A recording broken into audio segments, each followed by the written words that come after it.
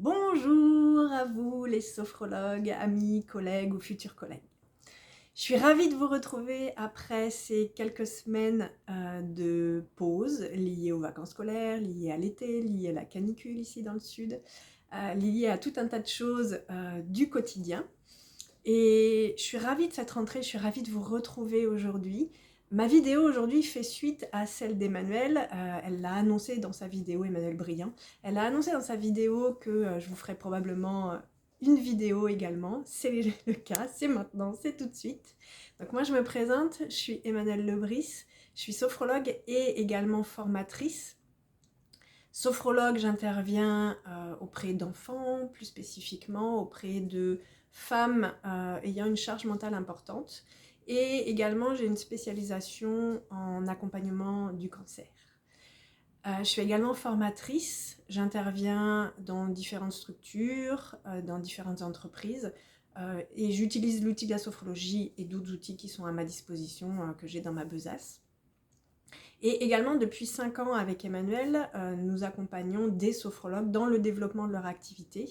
J'ai auparavant, pendant plusieurs années, formé des sophrologues avec un ami à moi, enfin lui plus spécifiquement avait monté une école de sophro qui n'a pas perduré avec toutes les histoires de RNCP à l'époque. Mais on a accompagné pendant 5 ans plusieurs dizaines de sophrologues. Voilà, et c'est quelque chose que j'aime faire.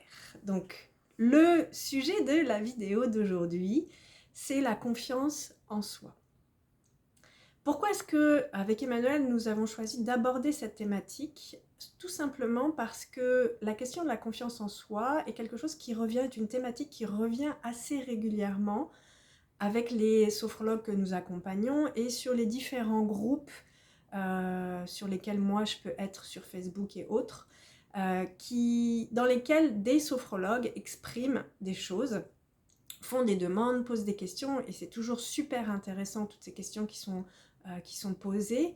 D'abord parce que ça crée de l'interaction, ça crée de l'échange, ça donne des idées, ça parle aussi souvent du manque de confiance en soi. J'avais cette discussion il y a quelques jours avec une des sophrologues qu'on accompagne dans notre programme d'accompagnement au développement et de l'activité et à l'élargissement des compétences, au sujet de la confiance en soi. Et c'est quelque chose qui a pu faire écho en moi, puisque je me suis retrouvée probablement, enfin pas probablement, certainement dans la même situation à l'époque, quand j'ai démarré mon activité. Et pourtant, la relation à l'autre est quelque chose que je connais, puisque je suis intervenue en tant qu'éducatrice spécialisée avec de nombreuses personnes, auprès de nombreuses personnes, des enfants, des adultes avec des difficultés plus ou moins importantes. Et pourtant, quand on s'installe à son compte, quand on choisit de devenir sophrologue, on intervient dans ce cadre-là pour soi d'abord, pour son activité professionnelle, bien évidemment pour accompagner les autres. C'est le but de la sophrologie, c'est de donner des outils aux autres pour pouvoir les accompagner, pour pouvoir leur permettre d'améliorer leur quotidien, d'augmenter le calme, la sérénité, d'augmenter la conscience qu'ils ont d'eux-mêmes, de leurs propres ressources.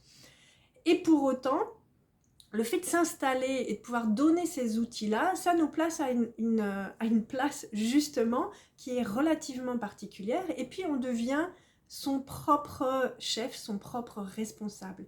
Et donc, les questions de confiance en soi, elles apparaissent à ce moment-là. Et le sujet de la discussion, alors Emmanuel l'a un petit peu évoqué lors de sa première vidéo, le sujet de la discussion c'était qu'est-ce que je fais quand quelqu'un m'appelle? À chaque fois que quelqu'un m'appelle, je perds mes moyens, je ne sais pas quoi dire, je ne sais pas quoi répondre. Donc je vous partage ça parce que moi aussi au début quand j'ai démarré, j'avais hâte que des clients me contactent, que des clients prennent rendez-vous, j'étais hyper enthousiaste avec ça, et dès que le téléphone sonnait, il y avait comme une espèce de contraction qui s'opérait à l'intérieur de moi, et est-ce que c'est un client déjà?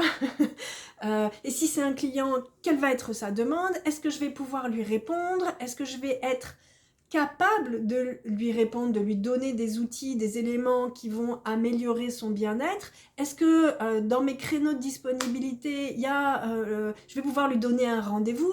Voilà. Donc tout un tas de questionnements qui s'opéraient dans ma tête au moment où le téléphone sonne. Et du coup, au moment où je décroche et où je dis « Allô », je ne suis absolument plus disponible, ou en tout cas je ne l'étais pas. J'étais absolument pas disponible pour être à l'écoute de la personne parce que j'étais davantage à l'écoute de mes doutes, de mes questionnements. Et là, en l'occurrence, c'est ni bien ni mal, c'est juste ce qui se passait à ce moment-là. Donc à force et à plusieurs reprises de rendez-vous téléphoniques manqués, de communication téléphonique manquée, où les personnes me disaient « Ah bah je vais voir, oui je suis pas sûre, ah non ce créneau-là me convient pas, etc. » Je me suis dit « Ok, je peux pas continuer à répondre au téléphone de cette manière-là. » Et là, la question de la confiance en moi, en mes capacités, était pleine et entière. Donc je me suis dit « Qu'est-ce que je fais? Comment j'agis ?» D'abord, qu'est-ce qui se passe pour moi? J'ai tellement envie d'exercer ce métier, j'ai tellement envie d'apporter des choses aux gens, et en même temps, dès que l'opportunité se présente, ça se contracte, ça se ferme, ça se verrouille à l'intérieur de moi. Donc, qu'est-ce qui est là, qu'est-ce qui est présent? Donc, j'ai pris le temps d'aller regarder ça, et c'est à partir de ce moment-là que je me suis aussi rendu compte que la confiance en moi, mes compétences. J'ai fait une formation de 2 ans de sophrologie. Je suis sophrologue caïcédienne. Alors, c'est pas une question d'être d'une meilleure ou moins bonne pratique, c'est ça. C'est pas ça. J'ai fait 2 années pour être sophrologue. J'ai avancé, j'ai progressé, j'ai acquis des techniques, j'ai acquis des compétences. Je suis capable, je suis en capacité, j'ai les capacités, j'ai les compétences pour. Maintenant, est-ce que ça, je l'accepte? Est-ce que je suis OK avec ça? Est-ce que je prends la responsabilité d'accompagner des personnes et de d'offrir aux personnes la possibilité d'être leurs propres ressources? Donc à partir du moment, alors il y a encore des moments où le manque de confiance en moi apparaît, où j'ai des doutes, où j'ai des questionnements. Je prends toujours le temps d'aller regarder ce qui se passe à l'intérieur de moi. Qu'est-ce que c'est? Qu'est-ce que ça me dit sur moi? Qu'est-ce qui se passe pour moi à cet endroit-là? À chaque fois que je perçois une contraction à l'intérieur, à chaque fois que je perçois un élément qui vient un petit peu mettre le grain de sable dans la grande roue de mon activité professionnelle et des différents rouages de mon activité professionnelle, à chaque fois qu'il y a une espèce de couac, je me dis « Ok, qu'est-ce qui se passe ? Qu'est-ce qui se passe pour moi? Est-ce que c'est vraiment ça que j'ai envie? Est-ce que c'est du manque de confiance en moi ou est-ce qu'il y a une petite part d'excitation et j'ai encore des difficultés à identifier ce qui est de l'excitation et identifier ce qui est du manque de confiance en moi ou des doutes ou de la peur de ce qui pourrait arriver. Emmanuel disait, les peurs, tout ce qui est nouveau génère des peurs, des doutes, parce que justement, on ne sait pas ce qui va se passer, on ne sait pas ce qu'on va obtenir. On a des attentes, on a des projections, on voudrait obtenir telle ou telle chose, mais au final, on ne sait pas ce qu'on va obtenir.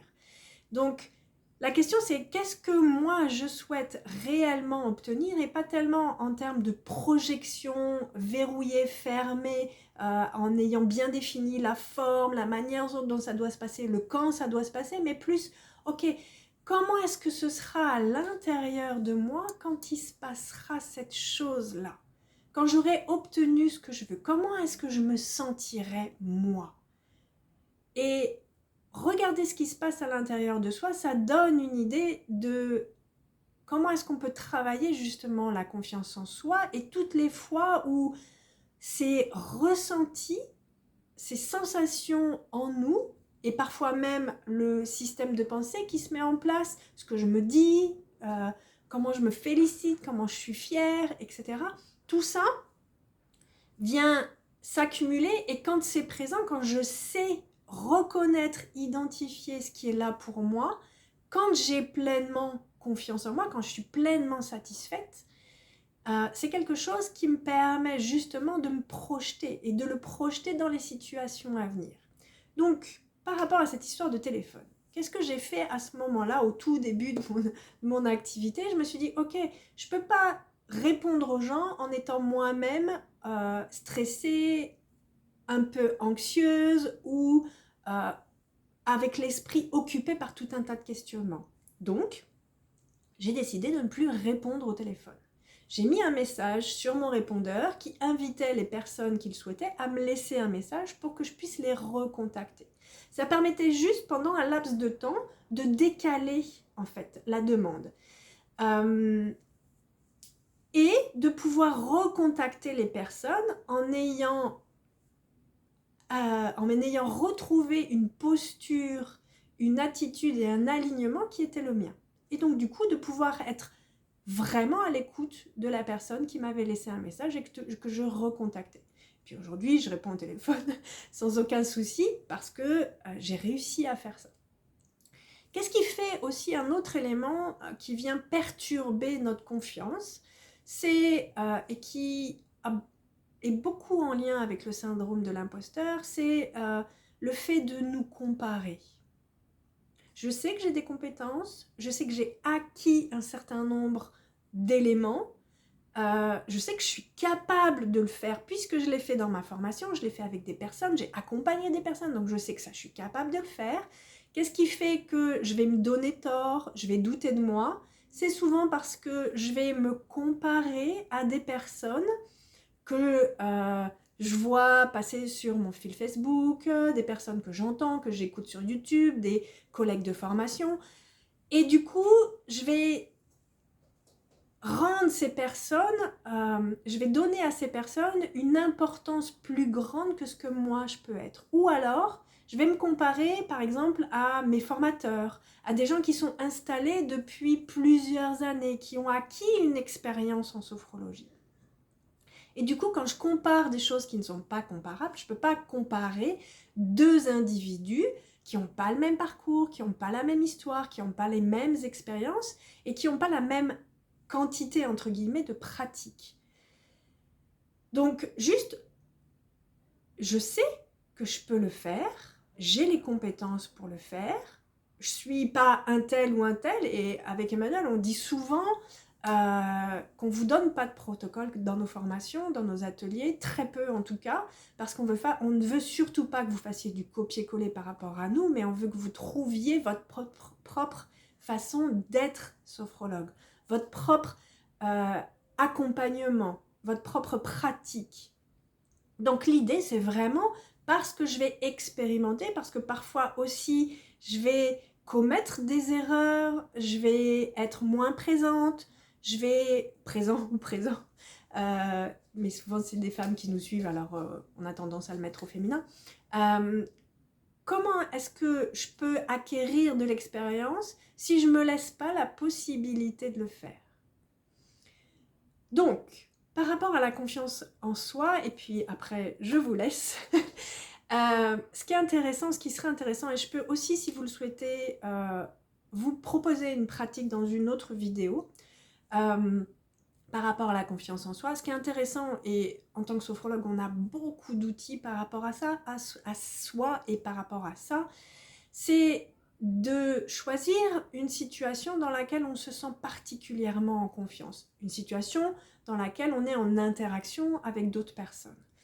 Et quand dans cette situation, on est en confiance, on ne se pose pas de questions, on agit, on est là, on est présent, on prend le temps, je vais prendre le temps en état sophro, je vais prendre le temps d'aller me reconnecter à toutes mes sensations, à toutes mes perceptions, tout ce qui se passe à l'intérieur de moi, à l'intérieur de mon corps, tout ce qui me traverse et qui vient me donner des éléments, des informations sur oui, là, à ce moment-là, je me sens en confiance.